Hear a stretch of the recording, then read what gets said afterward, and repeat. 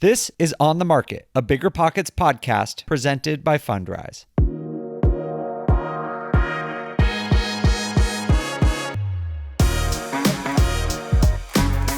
What's going on, everyone? Welcome to On the Market. I'm your host, Dave Meyer. If you haven't heard already, last week, the BEA, also known as the Bureau of Economic Analysis, announced that real gross domestic product had dropped 0.2% in Q2 of 2022. Now, this is important and really newsworthy for several reasons. First and foremost, anytime GDP declines, it is noteworthy. That means that the US economy is contracting, and as investors or just as everyday Americans, we should be wondering why the economy is declining and trying to understand what happens next. Now, this news is even more noteworthy because this is actually the second consecutive quarter of real GDP decline. And if you were paying attention, back in Q1, real GDP dropped 1.6%. And so now, 2 quarters in a row, the first 2 quarters of 2022, we have seen real GDP decline. And the reason this is so noteworthy is because 2 consecutive quarters of GDP declines is the most commonly accepted definition of a recession.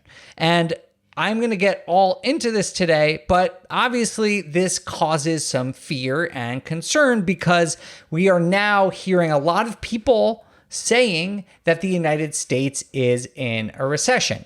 And I wanted to make this episode because there are a lot of questions about this. There's a lot of confusion, and honestly, there have been a lot of heated arguments I've seen about whether or not we are technically in a recession, what this means that we're in a recession, what we should do about it. And so I decided to make this episode to dive into all of this.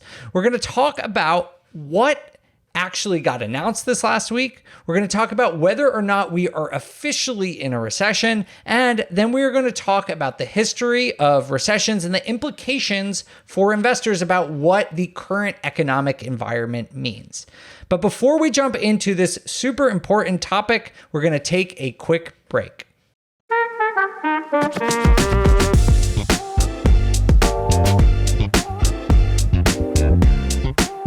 Okay, first things first, let's just jump into what actually was announced this last week. On July 28th, the Bureau of Economic Analysis released the Q2 GDP data. Now, if you're not familiar with the term GDP, that's fine. It stands for Gross Domestic Product.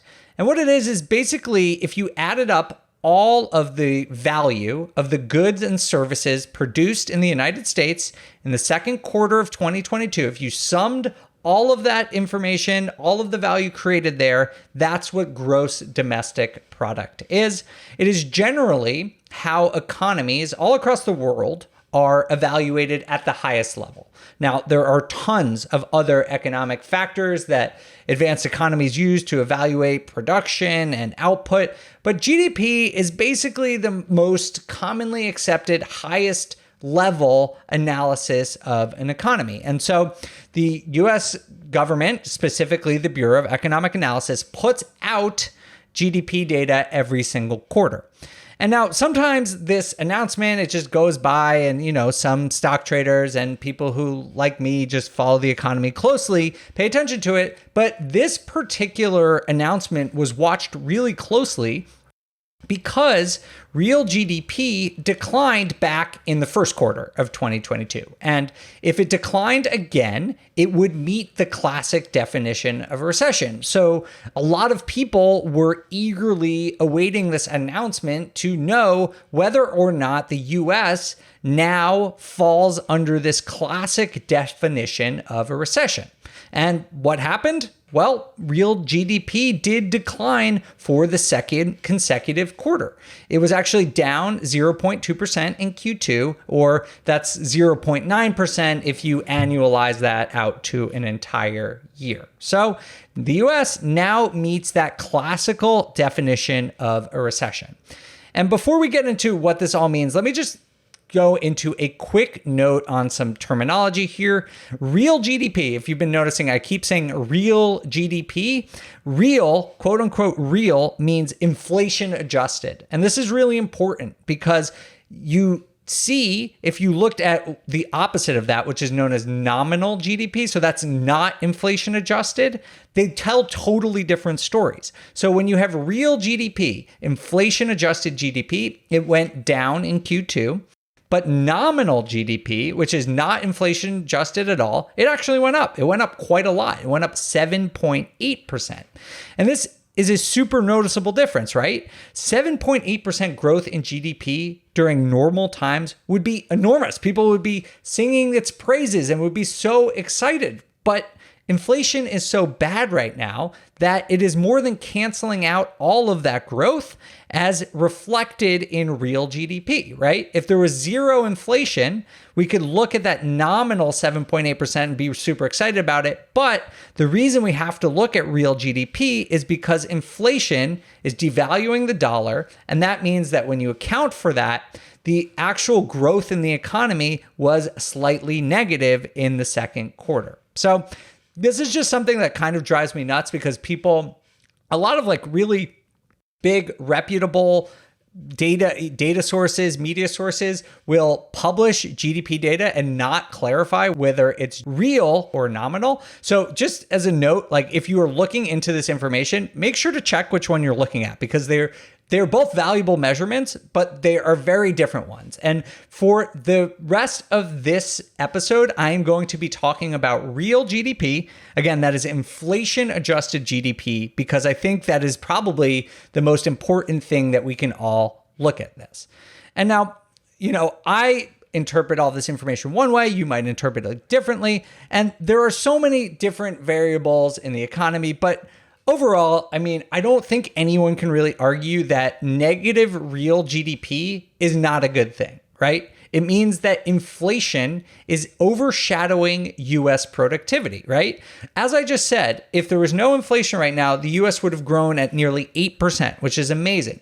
But instead, when you adjust for inflation, as you should, it is negative. So this is a really important difference. And again, I think that this shows weakness in the US economy.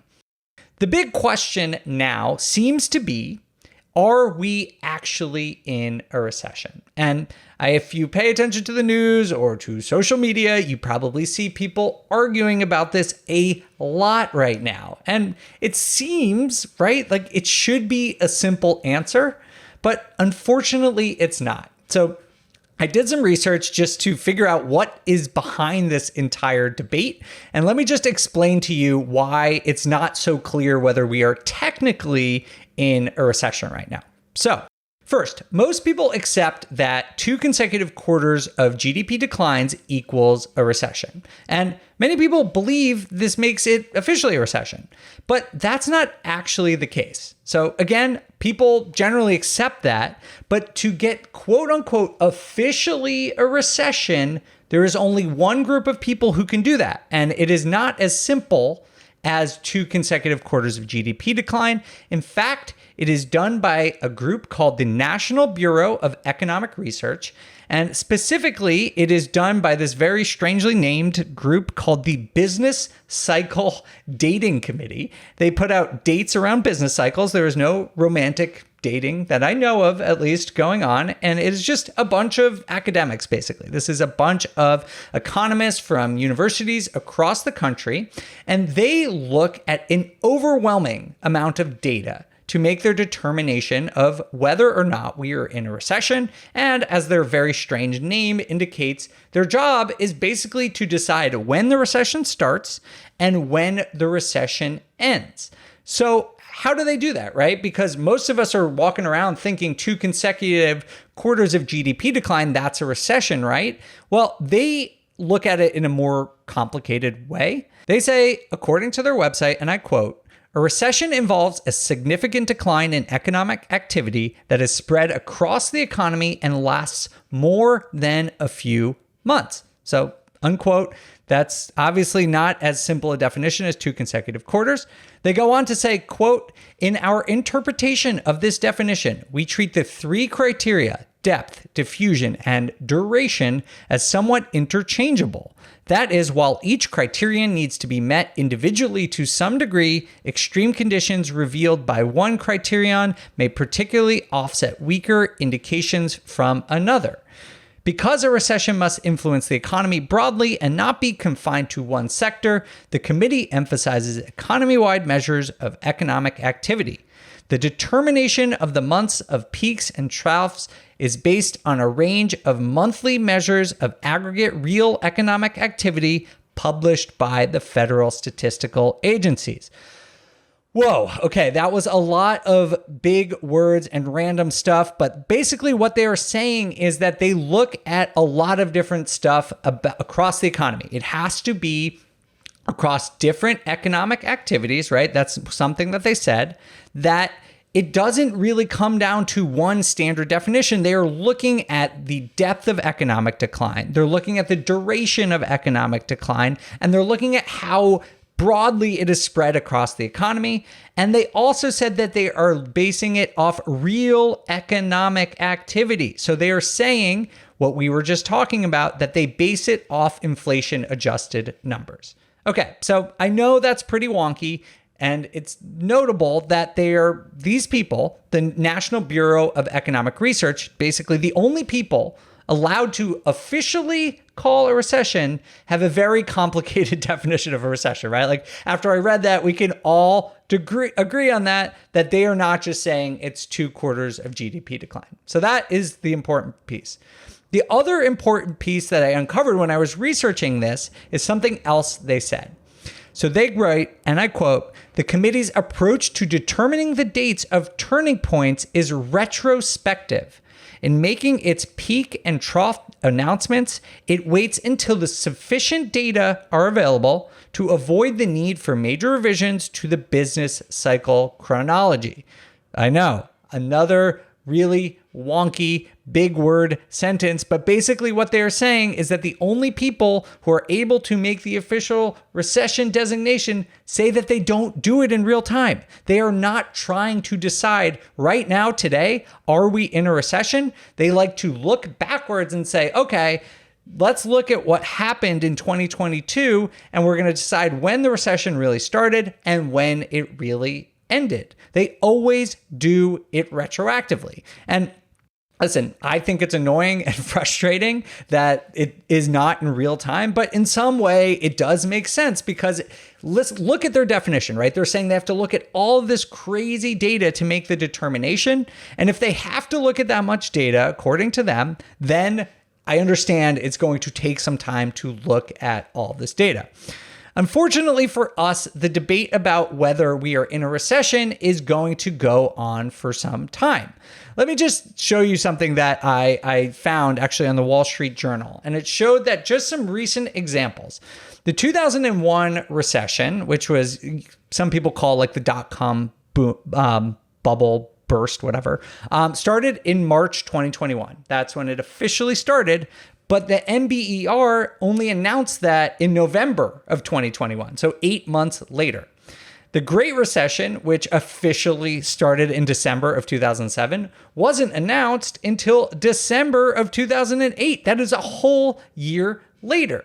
The COVID recession, which is the most recent one, which started in February of 2020, was announced in June of 2020. So that one was actually relatively quick, only 4 months later. But I know people get frustrated about this, they argue about this, and they say that it's all political, and there is obviously politicking going on. This is the United States after all, but there is just precedent. This is always what happens. This isn't a change based on current economic conditions. The official designation of a recession always comes months after it actually starts. So I actually didn't know that. I thought that was really interesting, something to help you all understand why there is still room for people to debate this, and why people are debating this so much is because it's going to be several months until we actually know for sure. So everyone wants to know, are we in a recession? Most people would say yes, because we have seen 2 consecutive quarters of GDP declines. Some people are going to say no, and we don't know officially for sure. Now, my personal opinion, and I know this is probably going to be different than what most people think, is that it doesn't really matter. And I know that sounds counterintuitive, but my point is that the definition and whether the current time period is labeled as a recession, it doesn't really matter to me. And let me just be clear. I'm not saying that a decline in economic growth doesn't matter. That absolutely matters. The fact that GDP, real GDP, is declining absolutely matters. That is extremely important. What I'm saying is that whether or not we are officially in a recession, whether a group of people have decided that we are going to call this current time a recession or not, honestly, doesn't matter. It doesn't change anything, right? Because the broad macroeconomic trends that are underlying our economy that exist today are not exactly new. And whether or not the NBER decides that we are in a recession right now, or maybe in 6 months, or maybe not at all, I don't know, but it doesn't change the underlying facts, right? So let's review some of those underlying facts. One, inflation is outpacing wage growth, and as we've discussed, has led to a decline in real GDP. Economic output in the US on an inflation-adjusted basis has been down for all of 2022. Whether you want to call this a recession or not, that remains true and that remains concerning, right? To me, a decline in real economic output is not a good thing. Number two, the stock market and crypto markets are down considerably year to date. And I have said this before, and I want to make a point that the stock market and crypto market or other asset markets are not the economy, but they are part of the economy, and they both have been down this year. That said, they have bounced back in July, but they're still down from early in 2022. So that is a trend that we have been seeing for most of 2022. Whether we call this a recession or not, that is true. Number three, the housing market remains up year over year, but is showing signs of slowing. What's happening in the housing market, the data lines that we've been looking at have remained consistent. Interest rates are going up, affordability is declining, demand is going with it, and we are starting to see cooling in the housing market. But the housing market is still up a lot year over year, but it is showing signs of cooling. Four, generally speaking, consumer spending remains high. And yes, a lot of consumer spending increasing is a reflection of raised prices, right? So, if people are just buying the same stuff and they're more expensive, of course, consumer spending looks higher because everything costs more. But it is notable that even despite inflation and people's spending power going down, they are still spending. So that is an important thing to note and has buoyed some particular retail businesses. Some businesses continue to show good profit and strong growth. And lastly, the labor market remains strong. And it is true that, the labor market, generally speaking, if there is a recession, is a lag indicator. And if there is a protracted decline in real GDP, the labor market will probably take a hit. But as of this recording, I'm just looking at the data that I have today. As of this recording, that has not happened yet. Based on basically all the traditional measures of labor out there, people are highly employed right now. And I know there's people who are going to point to labor force participation, and that has declined. That is true.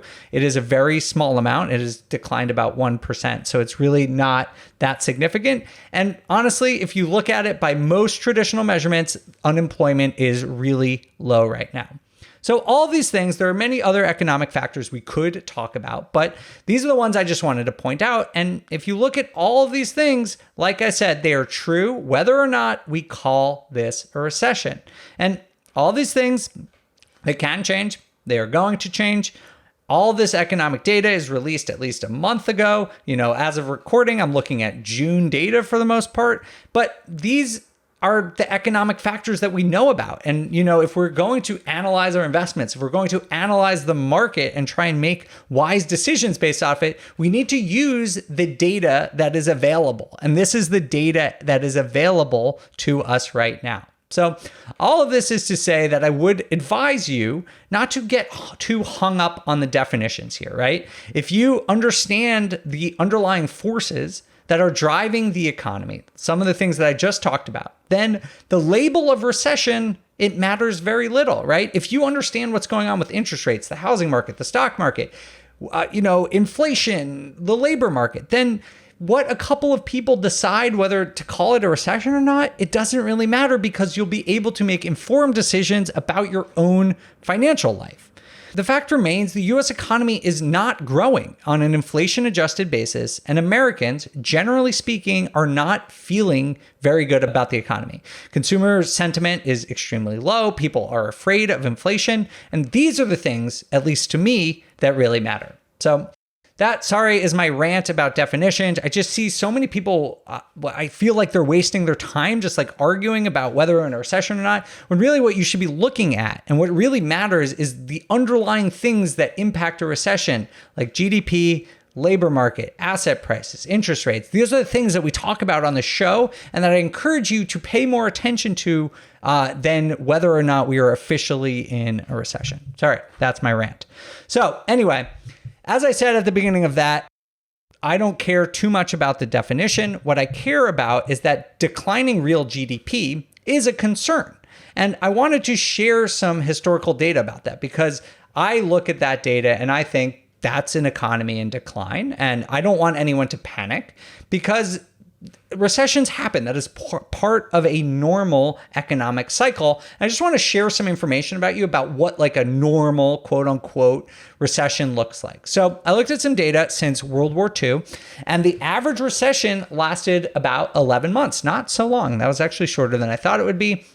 And if you follow, if you're someone who thinks we are in a recession right now, you follow the 2 consecutive quarter rule, we're already at 6 months, right? Because Q1, Q2. So hopefully that means that it might end towards the end of this year. I don't know, just something to think about. Interestingly, I also found out that the most recent 2 recessions that we've had in the United States have been outliers.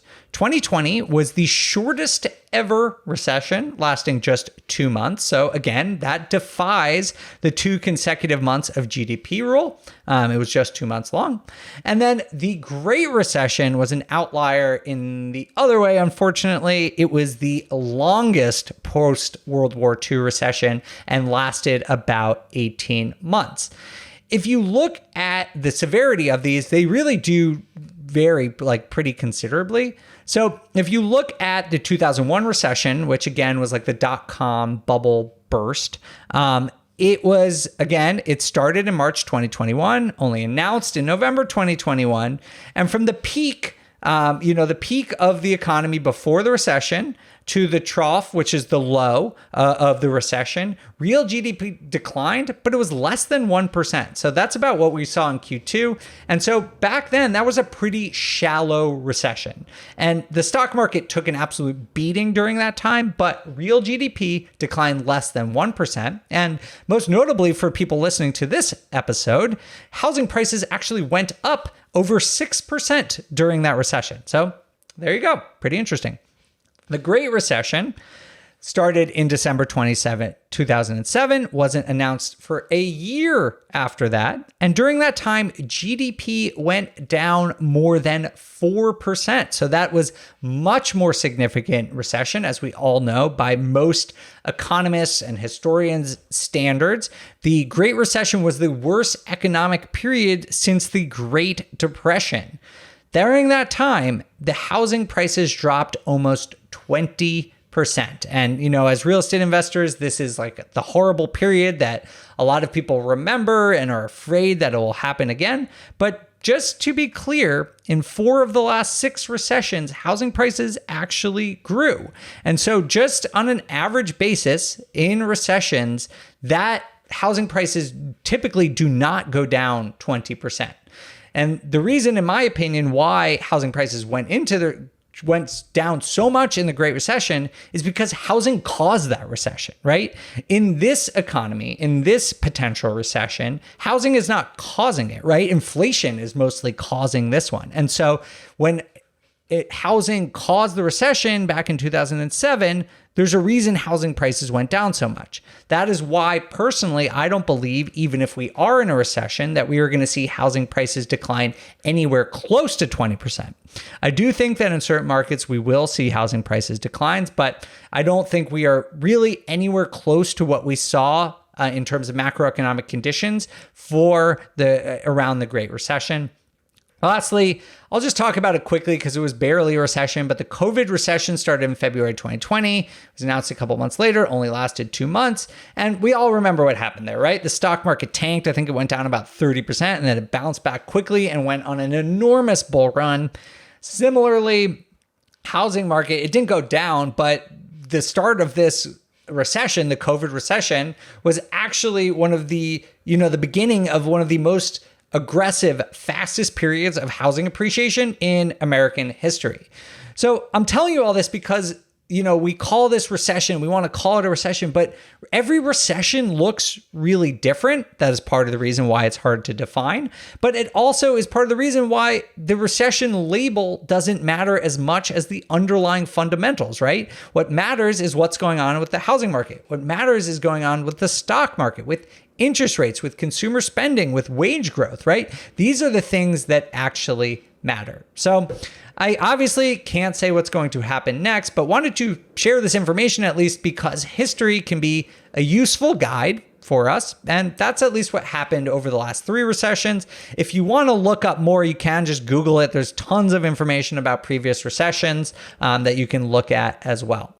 Now, we don't know what's going to happen, but there are some things that I think are important to watch. And here are a couple of things that I personally am going to be watching over the next couple months to get a sense of, my own investing, but what is likely to happen in the economy. So what to watch for? First thing is employment. The real thing that's scary about recessions is the unemployment rate rising. As I said earlier, right now, the most recent data we have, unemployment is still super low, but I am personally curious to see that if we have a sustained period of real GDP declines, will unemployment go up? And the reason why I'm thinking about this is because, one, interest rates are going up, which makes it more expensive for businesses to borrow, which means it costs them more to expand, to build a new factory and to hire the people who are going to build stuff in that factory has become more expensive. Second, if real GDP is down and corporate profits take a hit, they're less likely to invest. They are probably not going to raise salaries at the same rate that they have been. And maybe they'll, stall on a couple of new hires, or maybe they'll freeze hiring altogether. I think whether we're in a recession or not, it is a little too early to understand what is going to happen to the labor market right now. Right now, it still looks really good, but we don't know what's going to happen over the next couple of months. And so that's why it is my number one thing I am going to be keeping an eye on is unemployment rates. The second thing is, of course, inflation. Now, many forecasters are projecting that inflation has actually peaked. And listen, this is not my area of expertise. I don't have economic models or statistical models to project inflation, but I do follow a lot of different economists from all different types of backgrounds and beliefs. And if you look at commodity prices, this seems plausible. Like, you look at food prices, you look at energy prices, they are starting to come down. And a lot of that is because of fear of an inflation. But there is a plausible path that inflation has peaked. Now, that does not mean that prices are going to go down. That is just not going to happen. But what it does mean is that inflation may grow less fast, right? We've seen it at, high 8s, 9%. Maybe it goes down to 8% year over year. And then by the end of the year, maybe it's 7% year over year. I don't know. This is just what people are, the majority of economists believe that it is going to start going down. That doesn't mean the problem is going away, because even if it goes down to 7%, 7% is still bad. But it would be a good sign for the economy if it peaked and started to decline. So that is something to watch for, because I guess the point is, if inflation starts to come down and employment, the other thing I'm looking at, remains relatively strong, if those two things do happen, then we'll probably see real GDP and economic confidence start to improve probably towards the end of this year. If that doesn't happen and inflation remains high and we start to see large-scale job losses, then we are at risk for a longer-term recession and more economic pain. Like maybe not quite at the scale of the Great Recession. I don't think we're really looking at something like that. But, there is a scenario where this is a short and shallow recession. And there's a scenario where this is more of a protracted recession. Personally, I think it is too early to tell one way or another, but these are the things I'm going to be looking at. The last thing is, of course, interest rates. And I do think this is honestly maybe the most interesting thing that may come of this GDP data that came out, is that the Federal Reserve has obviously been raising interest rates since March in an effort to combat inflation.